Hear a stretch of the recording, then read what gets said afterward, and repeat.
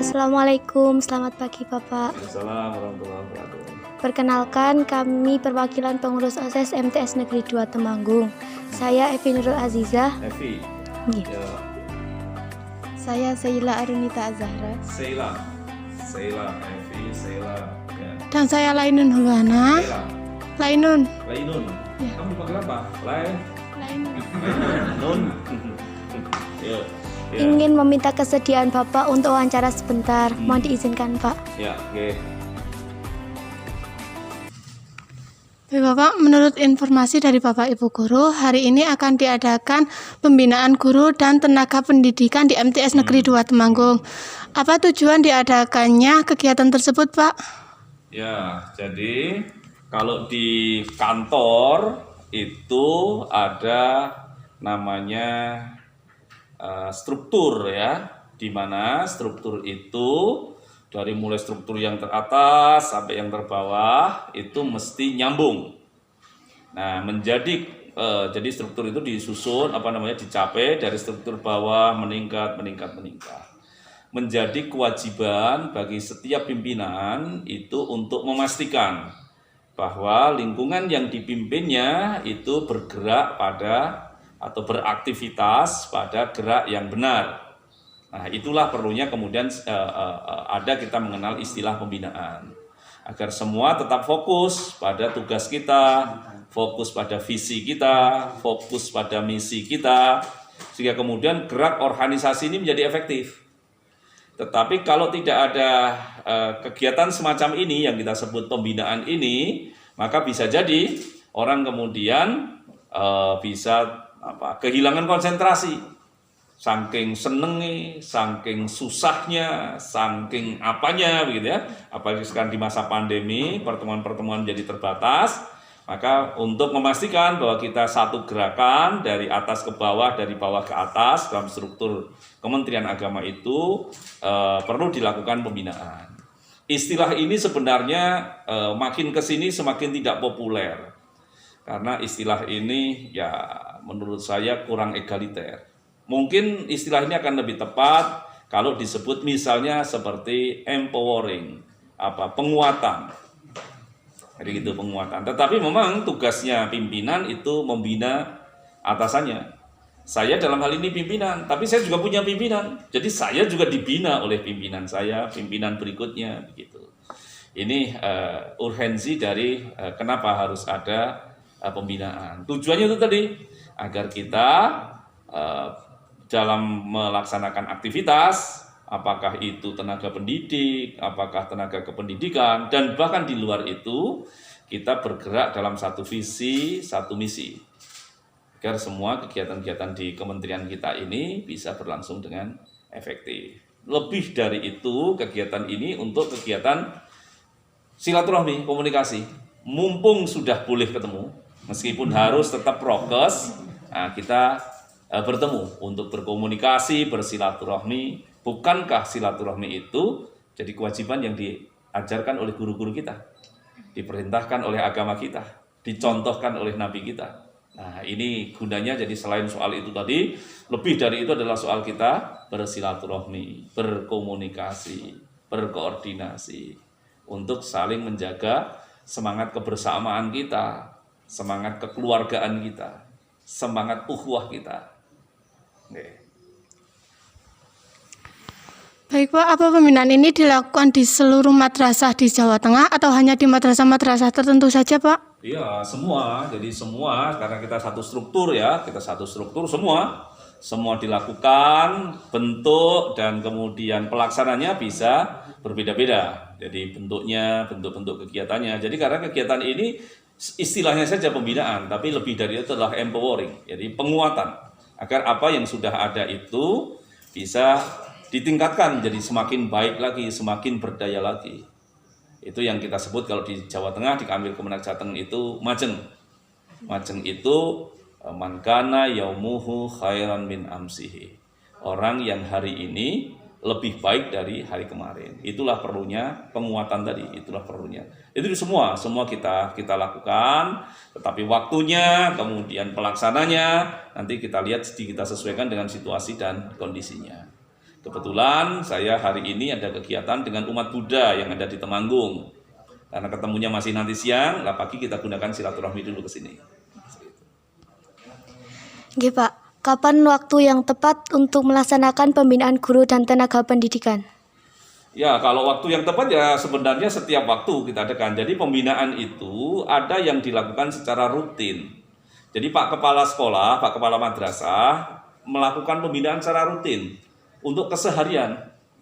Nanti Pak Kasih Madrasah di Kemenak, di kantor Kemenak ada namanya Kepala Seksi Madrasah.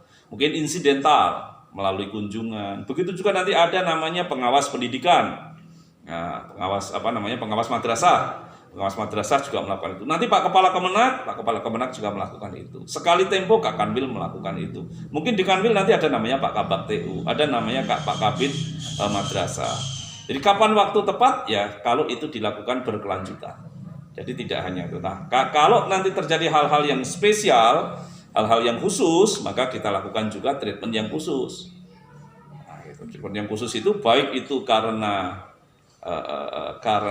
prestasi maupun karena pelanggaran disiplin.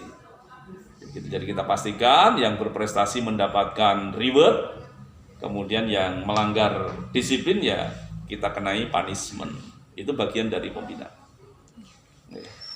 Oh, jadi waktu pembinaan guru dan tenaga pendidikan bisa dilaksanakan kapan saja? Iya, bisa dilakukan kapan saja. Kemudian dalam setahun pembinaan guru dan tenaga pendidikan dilaksanakan berapa kali, Pak? Iya kan itu tadi yang saya sampaikan, rutin, berkelanjutan. Jadi tidak ada harus sebulan sekali, harus 2 bulan sekali, tidak.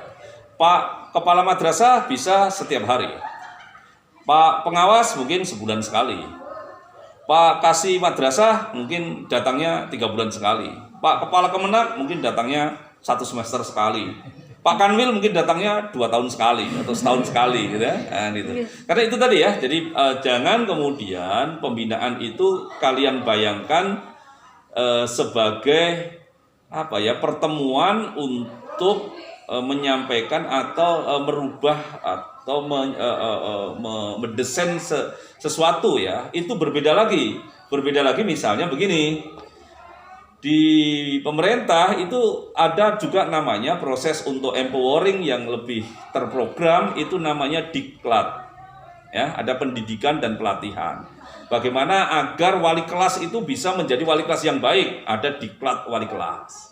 Bagaimana guru matematika itu bisa menjadi mengajar yang baik, ada diklat guru matematika. Bagaimana Pak Kepala KUA bisa melayani yang baik, ada diklat pengulu. Bagaimana Kepala Madrasah bisa meningkatkan pengelolaan madrasah dengan baik, ada diklat Kepala Madrasah. Nah, diklat-diklat ini diselenggarakan secara periodik oleh Balai Diklat Keagamaan. Ya, dia ada lembaga sendiri. Yang tugasnya untuk itu, diklat itu bukan sedikit-sedikit ralat. Diklat itu pendidikan dan pelatihan. Yang sekarang waktunya diklat singkat itu minimal 5 hari. Yang sekarang kalau nanti bisa ada sertifikatnya minimal itu 40 jam. Itu yang ada di diklat, yang ada di Balai Diklat Keagamaan. Nah, ini paling tidak dalam waktu 2 tahun semua pegawai harus pernah didiklat.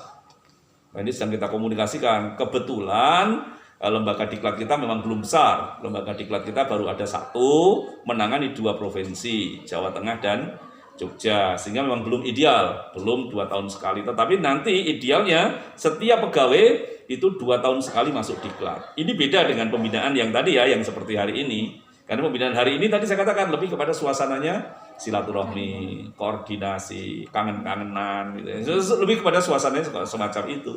Ya, tapi kalau diklat itu nanti bagaimana ada teori baru, membentuk persepsi baru dan sebagainya, itu kalau yang ada di diklat. Jadi kalau ini ya kita ketemu saja, tapi kalau yang di diklat itu laksana pisau itu ya diambil, diasah.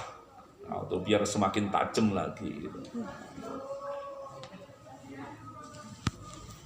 Mengapa perlu dilaksanakan pembinaan guru dan tenaga pendidikan? Ya, karena kita manusia. Ya, karena kita manusia, artinya manusia itu mempunyai suasana emosional. Ya, ada seneng, ada sedih, ada optimis, ada judek, ada macam-macam gitu ya. Nah, gitu. Ya gitu. Jadi hal-hal itu kadang-kadang begini, ada orang itu kalau pas lagi punya duit itu semua terlihat cerah gitu. Itu semangat. Tapi kalau lagi nggak punya duit, suntrut saja bawaannya. Itu ada kayak begitu. Ada juga yang sebaliknya, tuh kalau pas punya duit malah bingung gitu. Jadi kalau pas punya duit malah males-malesan. Tapi begitu nggak punya duit malah rajin. Kita ingin, karena ini bukan mesin manusia, konstan, suasana konstan ini tetap ada. Jadi kenapa dilakukan pembinaan? Ya karena kita manusia, yang manusia itu harus saling asih, asuh, harus saling mengingatkan, harus saling membantu, harus saling mendukung, ya, harus saling tolong menolong. Itulah pentingnya kita adakan kegiatan-kegiatan semacam ini agar kemudian yang terlalu banter bisa kemudian sedikit kita rem, yang terlalu rendet bisa kita keret, itu biar kita jalan seirama. Nah kalau kita mesin nggak usah pakai pembinaan gitu. Jadi kalau rusak dandani, kalau rusak ganti gitu. Tapi kalau kita manusia ada sisi-sisi humanisnya, ada sisi-sisi emosionalnya itu. Nah ini kenapa manusia perlu terus dan itu bagian dari kewajiban manajerial setiap seorang pemimpin, seorang manajer itu mesti melakukan itu. Itu namanya proses actuating. Proses actuating itu di dalamnya ada proses namanya directing, ada proses namanya motivating. Itu ada di dalam proses atau fungsi-fungsi dari kepemimpinan atau fungsi-fungsi dari manajemen. Baik Pak, jika diizinkan boleh kami bertanya bagaimana pendapat pribadi dari Bapak terkait adanya pembinaan guru dan tenaga pendidikan? Pendapat gimana? Pendapat pribadi. Ya bagus kan? Jadi yang saya sampaikan tadi itu ya bukan saja pendapat saya sebagai kepala kanwil, tapi juga sebagai pribadi. Itu memang harus kita lakukan. Jadi begini, orang itu diomongi saja belum tentu paham. Ya, apalagi kalau kemudian nggak diomongi. Hanya dibatin saja ya. Jadi kalian di rumah itu kan juga dibina kan oleh orang tua kalian, mungkin oleh kakak kalian, mungkin oleh paman kalian, oleh orang yang lebih senior. Itu ibu itu kok kayak kamu jadi orang yang paling cerewet sedunia itu kan ibu kita kan gitu. Nah kita itu dicereweti gitu aja, kita itu belum tentu paham. Apalagi kalau kemudian kita lah wis gede, wis iso ngerti dhewe gitu ya. Ya pasti tidak. Organisasi juga begitu. Jadi organisasi ini semua harus menjalankan fungsi itu. Memang harus dilakukan. Ya bahasanya tadi diomongkan saja, belum paham. Diomongin tiap hari aja. Itu suruh saya pokoknya kalau naruh anduk basah jangan di kasur. Berapa kali Bu bilang gitu ya? Gitu ya. Itu aja kalian masih terus melakukan. Saya juga. Saya juga sering diomeli oleh ibu, bukan ibu saya karena ibu saya sudah meninggal. Saya juga diomeli oleh ibunya anak saya. Pak, udah berapa kali sih kalau anduk basah taruh itu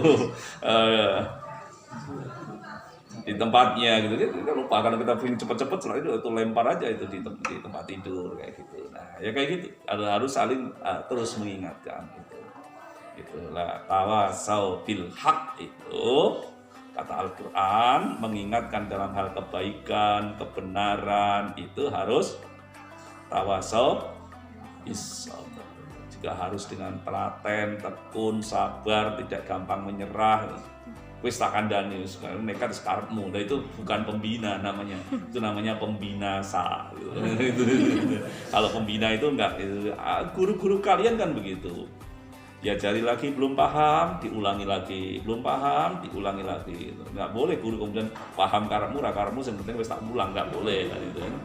Kalian kan menemukan kan sosok guru yang kayak begitu, nah begitulah sebenarnya pembina. Baik Pak, kami sudah mendapatkan banyak informasi dari Bapak tentang kegiatan yang akan dilaksanakan pada hari ini. Terima kasih atas kesediaannya Bapak untuk kami wawancarai. Semoga pembinaan guru dan tenaga pendidikan di MTS ini berjalan dengan lancar. Kami izin pamit. Assalamualaikum. Waalaikumsalam. Luar biasanya anak-anak ini. Saya kayak ngikuti asesmen.